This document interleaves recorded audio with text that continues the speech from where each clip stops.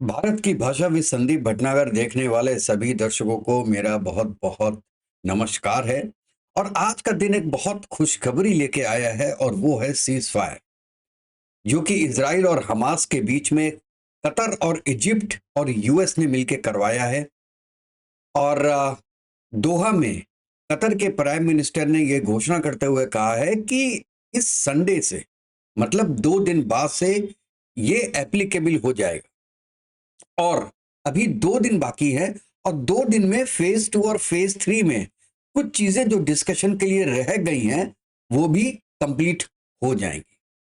तो दोस्तों, अब क्या है कि सीज फायर तो हो गया है और मैंने देखा कि पैलेस्टीन में कई लोग सड़कों पे उतर के और बहुत ज्यादा खुशी मना रहे हैं और जीत का इजहार कर रहे हैं, मतलब वी का साइन कर रहे हैं कि जैसे कि हमारी जीत हुई है। अब भाइयों, मुझे ये पता नहीं कि हमास और पैलेस्टीन की जीत कैसे हुई है इसमें। मतलब 50,000 जाने गवा के, पूरा गाजा को तहस नहस करवा के, पूरे हमास को खत्म करा के, और आपको पता है कि पूरे युद्ध में इजराइल के 835 जवान शहीद हुए हैं और 70 करीब पुलिस वाले शहीद हुए हैं। लेकिन उसी तरफ हमास के 17,000 जो लड़ाकू हैं वो मर गए और पूरी लीडरशिप खत्म।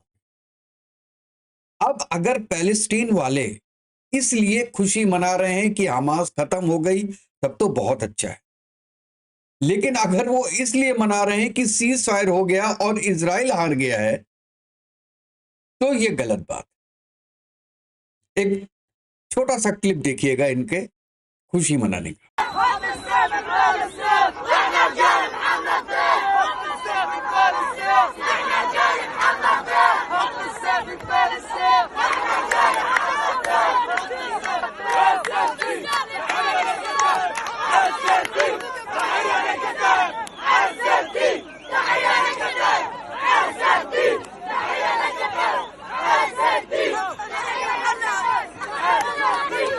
अब दोस्तों, सब लोग आ गए हैं कि ये किस लिए हुआ है, किसने कराया है। सबसे पहले सुनिए बाइडेन क्या बोलते हैं, पूरा उन्होंने क्रेडिट अपना ले लिया। सुनिए। And that's why I directed my team to work with the governments of Israel and Lebanon to forge a ceasefire, to bring a conflict between Israel and Hezbollah to a close. Under the deal reached today, effective at 4 a.m. tomorrow local time, the fighting across the Lebanese-Israeli border will end. Will end. This is designed to be a permanent cessation of hostilities. What is left of Hezbollah and other terrorist organizations will not be allowed, well, I emphasize, will not be allowed to threaten the security of Israel again. There will be no U.S. troops deployed in southern Lebanon. This is consistent with my commitment to the American people to not put U.S. troops in combat in this conflict. Instead, we, along with France and others, will provide the necessary assistance to make sure this deal is implemented fully and effectively. अब आप ये भी देखिए कि Trump ने last week क्या बोला था। If those hostages aren't back, I don't want to hurt your negotiation. If they're not back by the time I get into office, all hell will break out in the Middle East. And it will not be good for Hamas, and it will not be good, frankly, for anyone. All hell will break out. I don't have to say anymore, but that's what it is. Trump ने बोला था कि अगर 20 तारीख को मैं शपथ लूंगा और अगर 19 तारीख तक जितने भी होस्टेजेस हैं उनको न छोड़ा गया तो मैं पूरा मिडिल ईस्ट को, it will be very bad for middle east and it will be hello for Hamas and middle east. हमको लगता है हमास ने इस चीज को बहुत सीरियसली लिया और इसलिए मैं कहता हूं कि इसके अंदर ट्रंप का जरूर एक बहुत बड़ा योगदान है और एक दिन हाथ है। लेकिन इसमें और भी फैक्टर्स हैं कि ये सीज फायर क्यों हुआ। मेरी निगाह में हाँ, ट्रंप ने एक कैटलिस्ट का योगदान जरूर किया है इस पूरे सिनेरियो में। बाइडेन का योगदान जीरो रहा है इसके अंदर, जीरो। अगर बाइडेन ने कुछ स्टेप्स पहले ले लिए होते तो शायद ये सीज फायर थोड़ा सा पहले हो सकता था, लेकिन वार तो होती ही होती। हमास को तो खत्म इजराइल करता ही करता हर हालत में। अब सुनिए, मुझे लगता है कि इसके जो फैक्टर्स हैं उसमें सबसे बड़ा फैक्टर है फैटिग। 1.5 साल से ये युद्ध चल रहा है। अब आप कहेंगे युद्ध तो 10-10 साल तक चलते हैं, फैटिग नहीं होती है।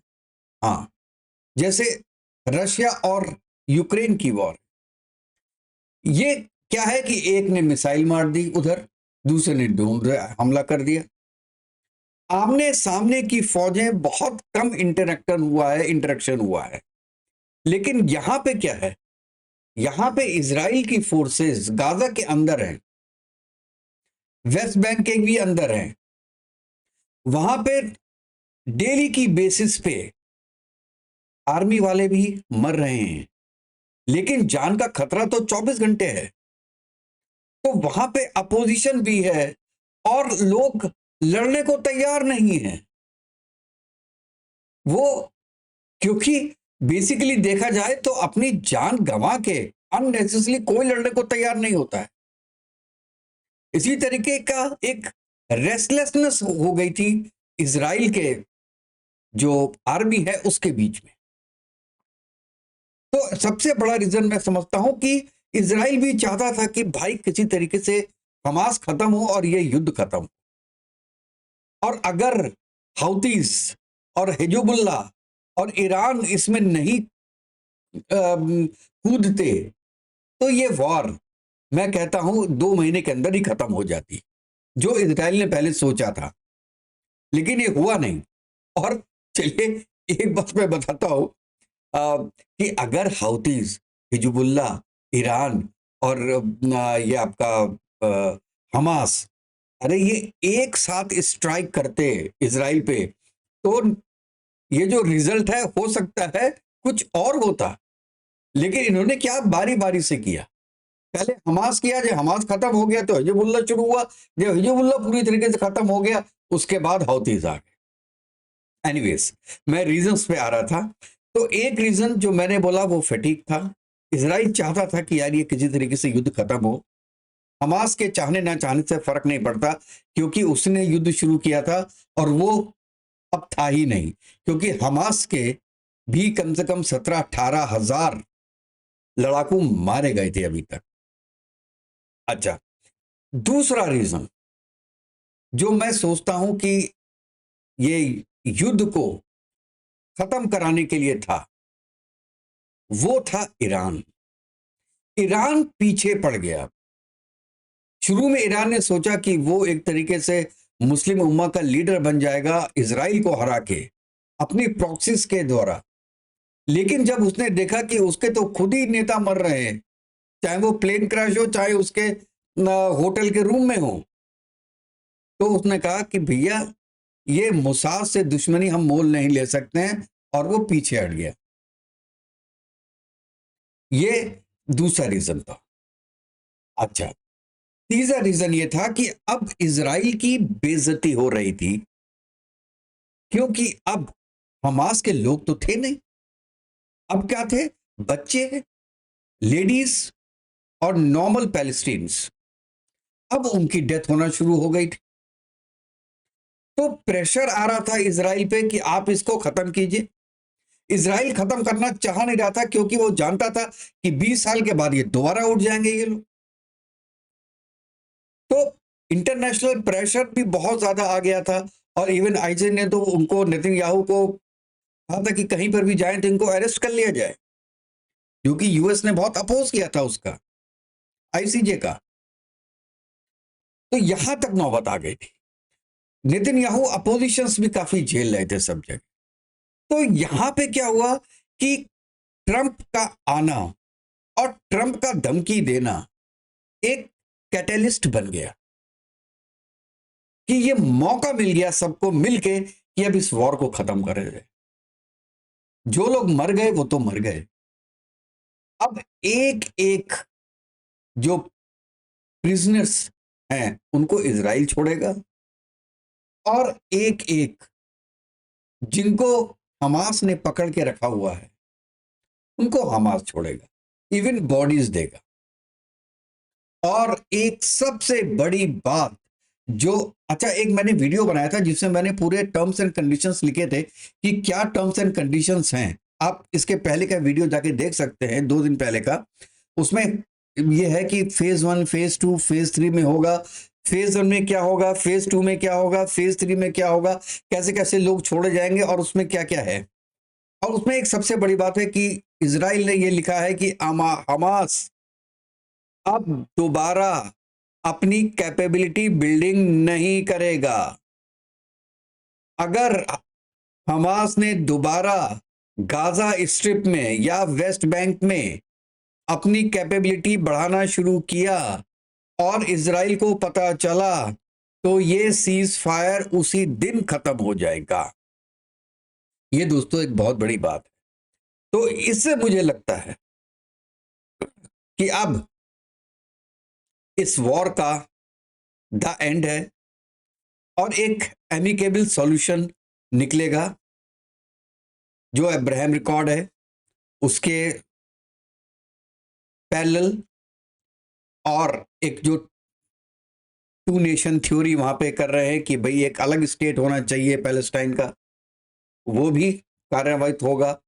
लेकिन उसमें थोड़ा बहुत कंट्रोल इजराइल का या यूएस का या यूएन का जरूर होगा। उनकी टीमें होंगी कि वहां पे हमास कहीं दोबारा तो सर नहीं उठा रहा है दोस्तों। तो ये बहुत खुशामदीन बात है हिंदुस्तान के लिए भी, पूरे वर्ल्ड के लिए भी, और पैलेस्टाइन के लोगों के लिए, बच्चों के लिए जो कि अब दोबारा स्कूल जा सकेंगे, उनके लिए भी बहुत खुशी का ये मौका है। और मैं सबको बधाई देना चाहता हूँ, यूएस को बधाई देना चाहता हूँ जिसने पहले तो आग लगाई फिर आग बुझाई। पहले आग लगाते नहीं तो आग बुझाने का जरूरत ही नहीं पड़ती। एनीवेज, पूरे दुनिया को बहुत बहुत बधाई हो इस चीज़ की। और चलिए देखते हैं जब संडे से ये कार्यान्वित होगा तो ये किस रूप में होगा और ये कब तक रहता है। कहीं उसमें कोई दूसरी अड़चनें तो नहीं आती हैं, ये हम देखेंगे। और जैसे ही कुछ ऐसी बातें होती हैं तो हम आपके सामने दोबारा वीडियो लेके आएंगे। तब तक के लिए जय हिंद, जय भारत, वंदे मातरम। अपना बहुत बहुत ख्याल रखिएगा। Thank you very much.